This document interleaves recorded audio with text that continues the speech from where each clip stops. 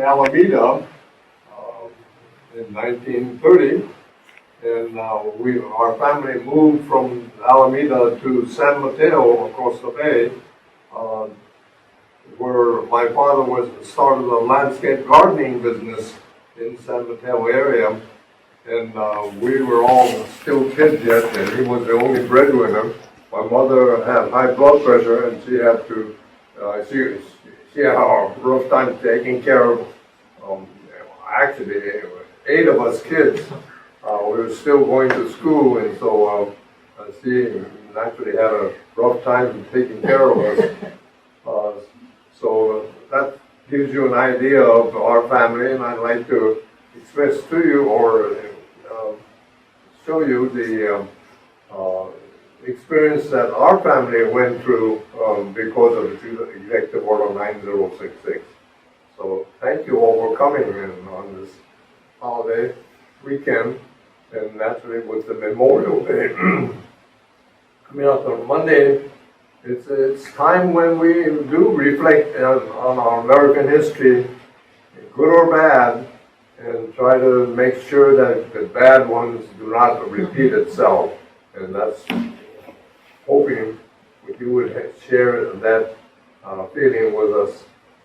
Okay, to get started then, as I said, I was born in Alameda, but in 1934, we moved to San Mateo, where my father started a landscape gardening business, and we kids started school over there. And our family consisted of 10 of us. My 2 parents, mother and father, and I had 2 older brothers, 2 older sisters, myself, 2 younger brothers, and a young sister. So 10 of us all together when the war started in 1941. 2 months later, actually, Franklin Delano Roosevelt decided to sign Executive Order 9066, which put 120,000 of us people of Japanese ancestry and citizens, almost 80% were citizens, put us into so-called camps. Now, camps sound like it's a summer camp and all that, but we found out very quickly that it really wasn't. It was confinement with guards strategically located with live ammunition, with machine guns and rifles.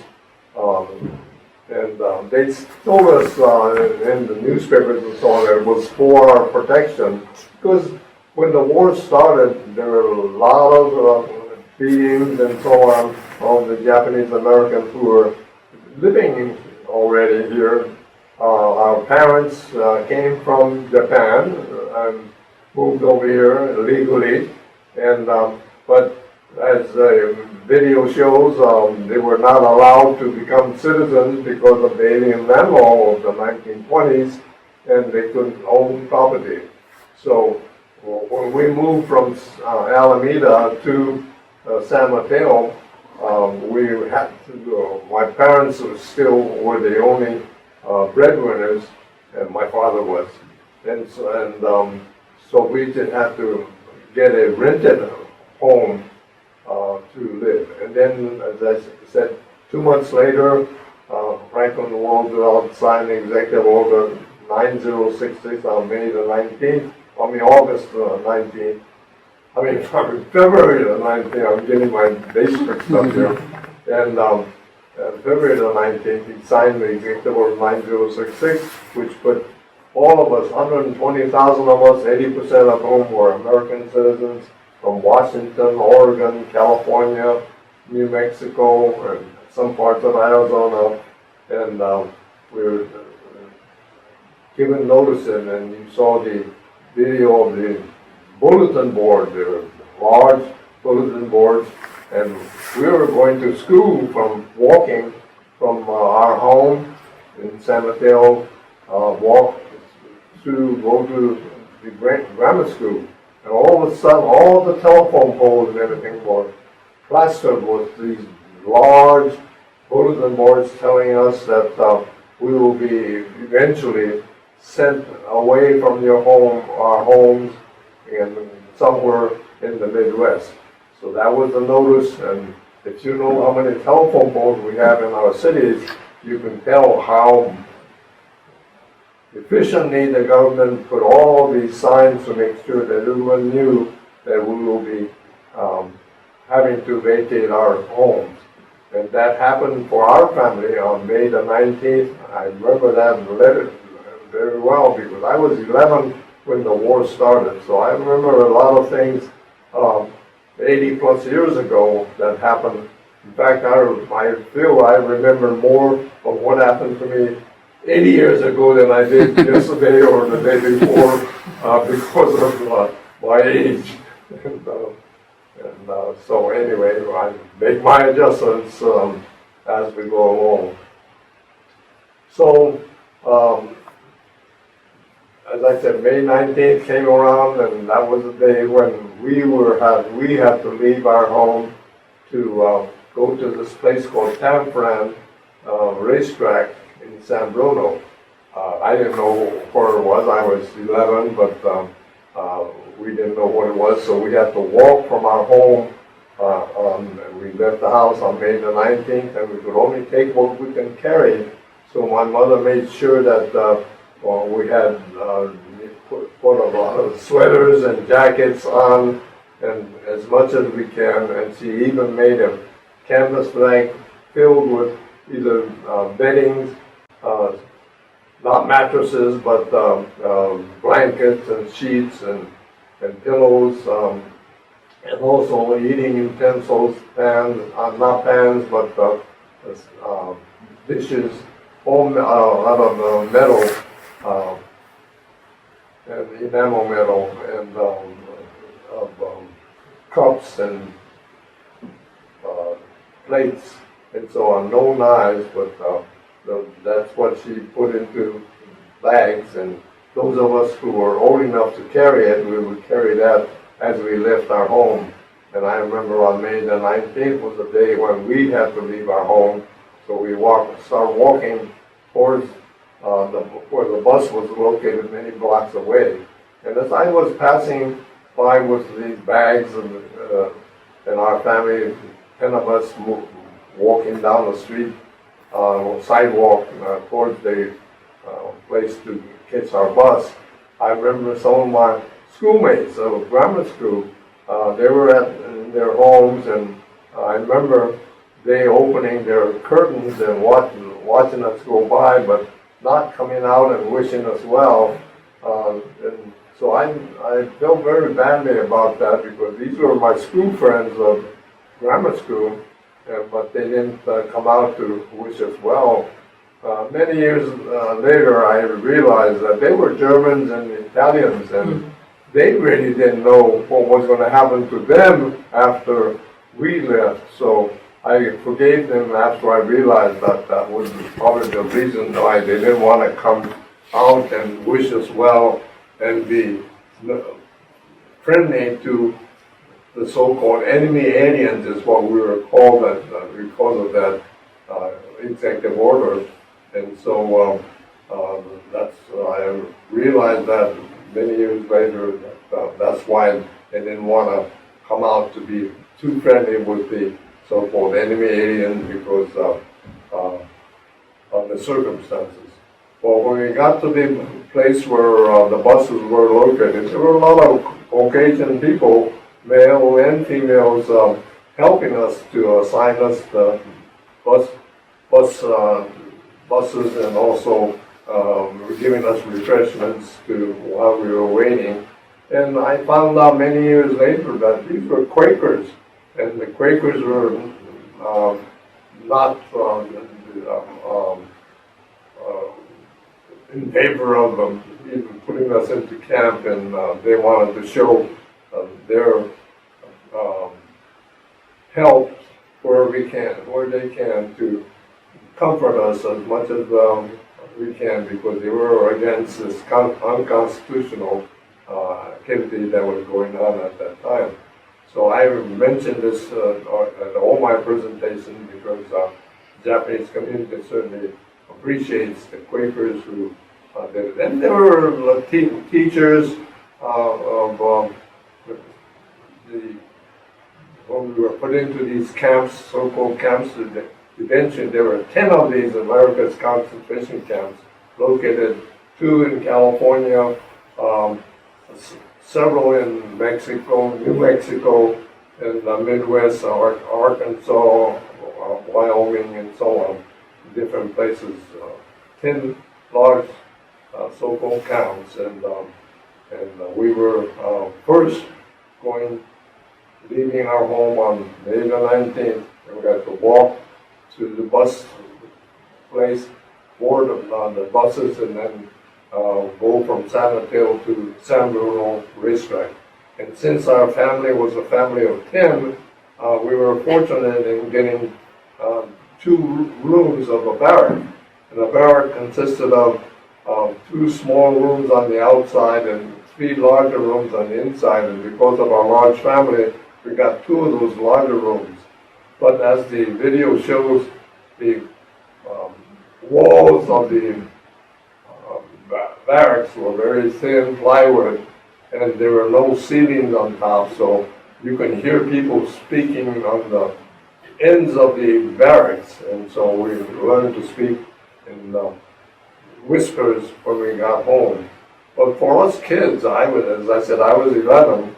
I remember we made friends, and we would go to the mess halls by ourselves without our parents. My father was finding work at a mess hall. My mother was high blood pressure, so couldn't go to work. But because we were still kids, there were 8 of us kids, she was busy taking care of us. So anyway, we kids, I remember going to the mess hall with friends and eating what we liked, and usually stew type food. But at lunchtime, a lot of times they would have bologna or salami, or not ham. Ham was probably very expensive, but anyway, those kinds of lunch meats. And a lot of the older adults, they got tired of it, having that kind of food during lunch time. Well, I was brave. I remember when I realized that a lot of these adults didn't like all of this lunch meat. So I would go with my plate. I got my share of the mess hall lime and all that, but to get more, because I was young and hungry all the time, I would go around and say, if you don't want that, can you put it on my plate? And so I got a lot of bolognas and salamis, and I still like those to this day. You think that I would not have liked them, but I don't like them, and I took care of myself, and had a good time. I hate to say this, I had a good time, especially in camp. Of course, the adults were the ones that really felt the confinement and the unconstitutionality of such a executive order and so on, but those were the times. And so as the movies showed, we realized that we can't do anything about it. We had no weapons or anything, and in fact, the president, Franklin Roosevelt, communicated with the Japanese American Citizens League, which was the only, what do you call it, racial discrimination prevention for Japanese Americans. And so the president talked to the executive director and told him that when they're put into camp, tell them go quietly, and that'll be their contribution for during the war. And so he said that, and the executive director of the Japanese American Citizens League and told all of us to just go quietly. This is your contribution to the war. And so that we did. We went in quietly without making any riots or anything. So again, we have to get used to this life. And as I said, I had a good time because I all the food I can get, and so on. And sometimes they would show movies and so on. So to keep the life as best we can. Then come September of 1942, we were told that we will be moving to a place called Topaz in Utah. And so that day came in September of 1942 where we boarded trains. And I remember in the train there was one military police assigned to each train, and all the shades were down so that we couldn't look out. And knowing that where Utah might be, it was going south and then go east until we got to Utah. So I remember that, and when we got on board with the train in September of 1942, we found that all the shades were down and so on, and one military police assigned to each car. And I knew that the train would be going south and then going west, going to Nevada and into Utah. So I talked to the military police and asked him if I could open the shade just a little bit when we passed San Mateo so that I could wish farewell to my hometown. But he said no, and I remember that very strong no. And he was watching me very carefully to make sure I didn't peek. But I fooled him. Every time you pass a railroad crossing, the rails go down and you could hear the bells ding, ding, ding, ding, ding, and so on. So I would count those ding dings, and from San Bruno, Millbrae, ding, ding, ding, and south on Broadway, Burlingame, ding, ding, ding, and then after that, I felt that maybe we're passing San Mateo, so I wished farewell. I couldn't open the shades, but I figured that this might be San Mateo because San Mateo had about 3 crossings, and so I wished San Mateo well. And I remember those very vividly because these were trying times. We had no idea what was going to be happening to us. And it was adventurous for us kids, but at the same time, being on a train and so on was a new experience, but certainly not something that we, from the history standpoint, certainly not something that we should be proud of. Well, there were no instances on the train other than what I said, and then by the time the next day came around, this same military police said, okay, you can open the shades. So we opened the shades in a hurry, but there's nothing there. There are no buildings, no just lots of sand and maybe a little mountain hills or whatever. And that was probably part of Nevada, and we're going into Utah already. We were not sure, but we finally, in the mid-day of 1940 September, we ended up in a train stop at a place called Delta, which I don't know if you know. Delta is about in the central part of Utah, and it has a museum now. A very famous museum of the Topaz, Utah relocation center. So we got off at Delta and boarded the trucks and then went northwest about 30 minutes, about an hour from Delta, and got to this place called Topaz, Utah. It was, as the movie showed, it was barren. There was nothing else except these barracks. And when I remember when I got off the truck, jumped off the truck, the sand was so fine that it would just puff up. And we found out later that there was a lot of windstorms. So I remember in Utah we had to wear handkerchiefs because we didn't have these beautiful masks we have here now.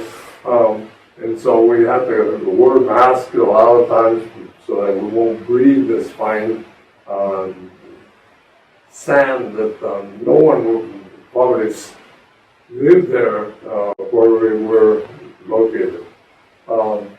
The barracks, however, were a little better. Again, because of our large family of 10, we got 2 of the large rooms in the barracks, and the barracks had 2 smaller rooms and about 3 larger rooms, and we got 2 of those larger rooms in Topaz.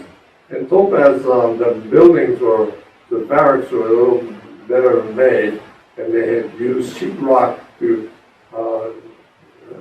as the walls, and also had ceilings to eventually they put a ceiling on there so we couldn't hear the noise, the people talking on the ends of the barracks and so on. So it was a more privately acceptable kind of thing. But naturally these barracks had no running water, so we had to go to latrines where we wanted to go, and then there were shower rooms we had to go, and the laundry room, and it was a little more organized in that they had 42 blocks, they call them, and the blocks consisted of about 12 barracks on one side, and 12 barracks on the other side, and in the central part then had the mess hall, the latrines, and the shower rooms and so on, except no water, running water again. So we did have to go out to the latrines and so on to take care of ourselves. But it was a little more organized, and our block was block 37, and it had 42 blocks. So that meant it was 36, 37, 38, 39, 44, and 42. So I remember being at the end of the camp, and that's where we lived. Now in Camp Friend, it was just a temporary kind of setup. So as far as I remember, we had no school, so it was really a good time for us kids. But I found out later that there were schools, but they didn't tell us about it. So we just ate and played and ate and played, and they had a good time as far as I can remember. But in Topaz, school did start very quickly. I remember my time going to Topaz was to go to the school about 8 o'clock to about 3:30, 4 o'clock. So it was a lot of homework and so on. And I remember I was sitting on the back side of the classroom, but a lot of times I couldn't see the board because they had an eye examination, and that's when I found out that I was hard of nearsighted. I couldn't see the things on the blackboard. So once they did give us eye examination, and I had to wear glasses from then on. But then I felt good because now I could see the blackboard and I know what was going on a little bit. But those are some of the things I remember being in Topaz. And most of the time it was spent going to school. And then the blocks would form baseball teams, and they would play against each other. And so on weekends, we would go watch their baseball games, and also when I left the house on May 19th, there was nothing, no toys or anything. I had a lot of baseball bats and bats, mitts and so on, but I had to leave all that. But I carried only a bag of marbles. I just snuck it into my trouser So I used that in Topaz and so on, played marbles and so on, and that was good. I had some good marbles. I don't know what happened to them, but I remember as a young, I had some good marbles in those days. And we would play games and so on, stick them and all that, make up games. So that was the kind of life that we dealt with. Again, my father helped to work at the Meso, and they get $16 per month, and if you were a supervisor, then you got 18 to get some spending money for cigarettes or whatever else. My father, I remember in Topaz, he started studying. I was wondering why he was studying. He was studying to become a carpenter, and he started working, building the high school in Topaz because those were not quite finished yet. So he was studying to become a carpenter, and he worked hard, and then he became a supervisor. And so he was getting like $18 a month, and really, I felt he was doing very happy to get that opportunity to get something that had worth the training and so on that could be useful later on. So that was the kind of life. Again, we just try to do the best we can to deal with the situation. Then come the spring of 1943 is when things really began to change quite a bit, because the federal government wanted to know how many people of 17 and over, male and female, would be willing to serve in the U.S. Army. We knew it was the U.S. Army because they weren't allowed Japanese Americans, citizens, and so on, to join the Navy or the U.S. Marines, only the U.S. Army. And so they wanted to know how many would be, so they put out a questionnaire, about 58 questions I understand, but those who were 17 and over, and I was too young yet, but my two parents, my two older brothers, two older sisters, they had to sign, or not two older sisters, one of the sisters were old enough to be able to sign or answer these questions. And so the questions were very difficult because here we are unconstitutionally put in camps, and yet we have to answer these so-called loyalty questionnaires. And the loyalty questionnaires were number 27 and number 28 where they asked these questions. So at this time, I'd like to read those two questions to you. So just keep in mind, you were abruptly taken away from your home, and only take what you can carry, and it was unconstitutional, and then you're asked to answer these questions yes or no. So I'm going to read these two questions and keeping in mind what I said about the condition and how would you have answered those questions. I won't ask how you would have answered it because I'm not going to put you into camp or anything. But just imagine how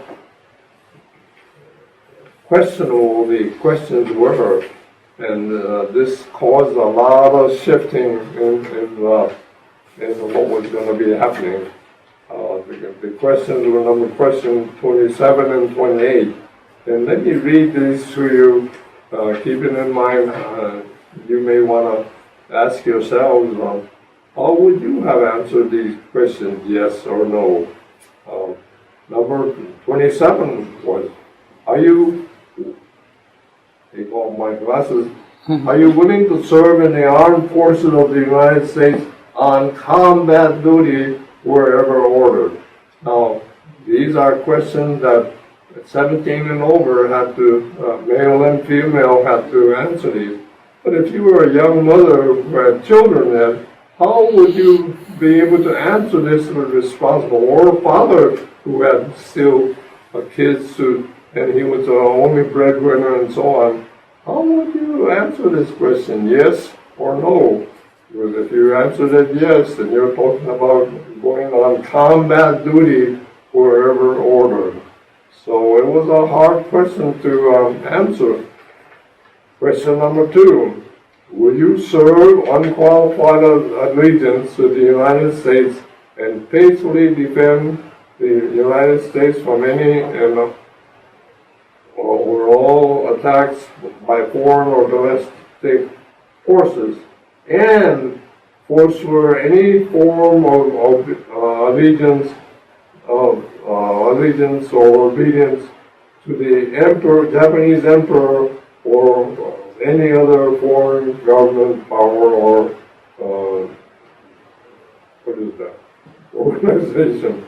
But anyway, a lot of the people who were born in the United States had no idea who the Japanese emperor was. And that our parents who were born in Japan and immigrated to the United States, they knew who the emperor was, but those who were born in the United States had no idea, especially if they didn't, if they were old enough to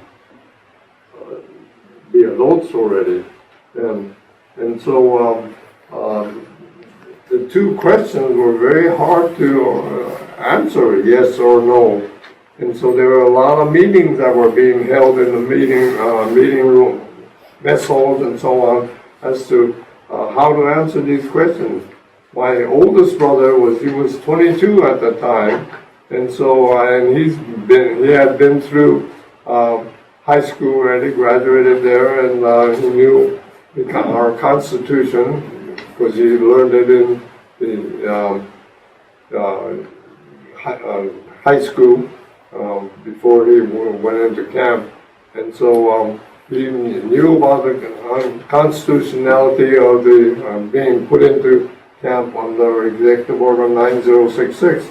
So he, when this loyalty questionnaire came, he tried to convince people to answer it no as a